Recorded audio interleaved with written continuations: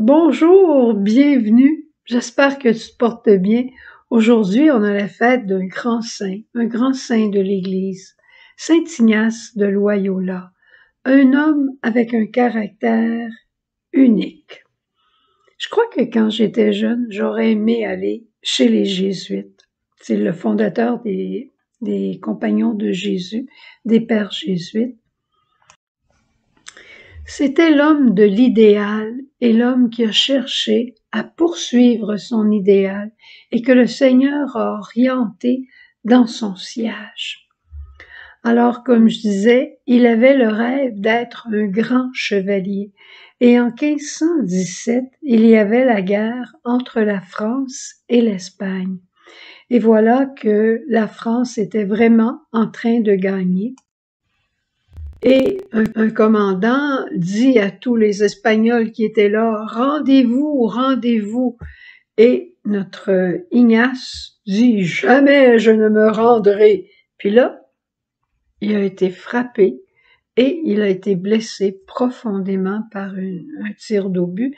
Il a été blessé à la jambe, ce qui lui a valu 9 mois alité. Et le lieu où il était, où on le soignait, il n'y avait pas autre chose à lire que des vies de saints et une Bible. Puis à un moment donné, il n'en pouvait plus. Il dit, avez-vous quelque chose à lire? Alors, ils ont dit ce qu'il y avait.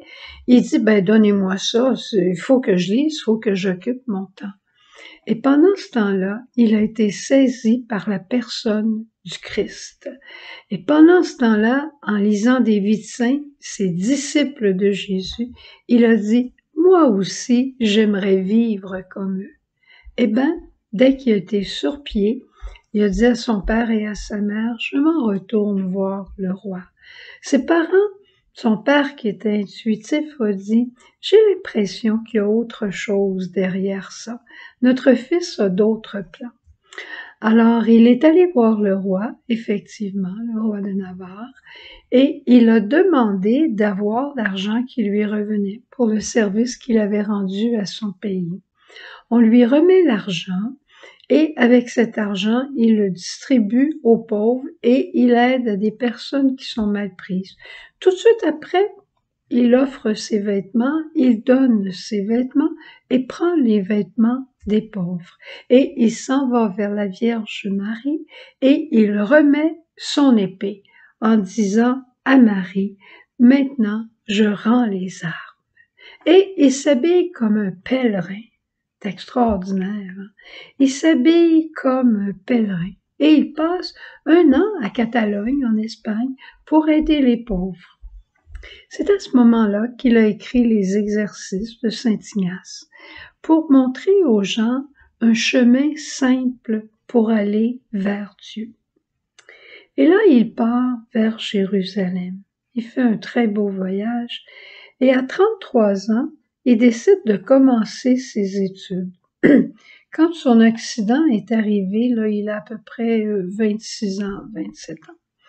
Et à 33 ans, il commence des études. Mais là, dès qu'il apprend quelque chose, il rassemble des personnes et il se met à leur parler, à les prêcher finalement. Et on va l'arrêter. Et c'est le temps de l'Inquisition. Il va être en prison un bout de temps. Et l'Inquisition va lui dire, si tu veux parler, tu vas aller étudier. Alors là, il s'en va à Paris, on lui demande de partir, il s'en va à Paris, à Sainte-Barbe, et il étudie. Il fait rire de lui, évidemment, à l'âge qu'il a. Et c'est à ce moment-là qu'il rencontre Pierre Favre et François Xavier, avec lesquels il se lie d'une grande amitié, et ils se rassemblent comme des compagnons. Et à 43 ans, en 1534, il se retrouve 7 compagnons au Montmartre, à Paris, et là, ils offrent au Seigneur un oui solennel de servir Dieu et de servir l'Église. C'est magnifique. Puis là, ils veulent que leur groupe soit reconnu et ils veulent aller à Jérusalem. Alors, ils se décident d'aller voir le pape. Ils vont voir le pape et ils demandent au pape de pouvoir aller à Jérusalem parce que on n'allait pas à Jérusalem sans une permission du pape. Et le pape a dit, non, vous n'irez pas à Jérusalem. Moi, je vais vous ordonner prêtre et vous allez servir ici. Alors, voilà, c'est une très brève historique, là, je dirais, de comment François-Xavier, pas François, ben François-Xavier aussi, il a été un des leurs. Pas François-Xavier, mais Saint-Ignace de Loyola, c'est très bref, mais ça nous dit comment les événements peuvent venir dans notre vie un jour, et Dieu se sert de ces événements-là pour nous rappeler à lui. Ce qui semblait un désastre de passer 9 mois et d'être blessé comme ça est devenu la planche de salut de Saint-Ignace. Et en terminant, j'aimerais vous lire un extrait d'une lettre qui, je pense, est très d'à propos pour aujourd'hui. Vous savez que notre pape François est un jésuite. Hein?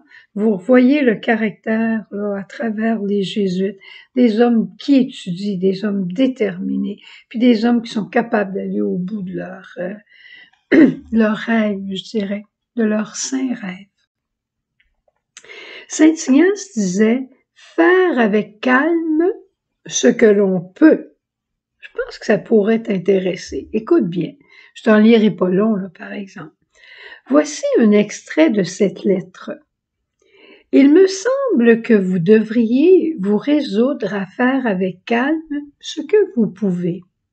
Ne soyez pas inquiet de tout, mais abandonnez à la divine providence ce que vous ne pouvez accomplir par vous-même. Sont agréables à Dieu notre soin et notre sollicitude raisonnable pour mener à bien les affaires dont nous devons nous occuper par devoir. L'anxiété et l'inquiétude de l'esprit ne plaisent point à Dieu. Écoute bien, et je termine avec ceci.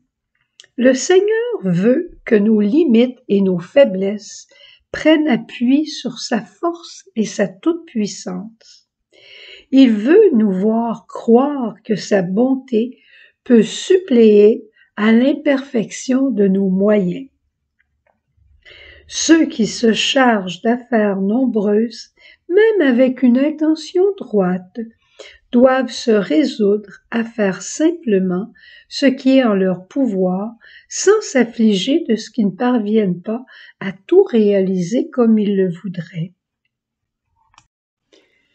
Une seule chose est importante, faire ce que Dieu veut et faire ce qu'il veut pour la gloire de Dieu.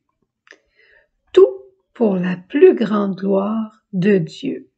Voilà la devise des pères jésuites. Ça pourrait, sans être notre devise de vie, bien nous orienter à accepter nos limites, à travailler avec ce que nous avons et à faire confiance à Dieu pour tout le reste. Sœur Jeanne appelait ça « Fais ton possible et laisse Dieu faire l'impossible ». C'est lui qui est Dieu et toi, tu n'es simplement qu'un homme. Bonne journée, au revoir, à demain, puis allons en parler au bon Dieu.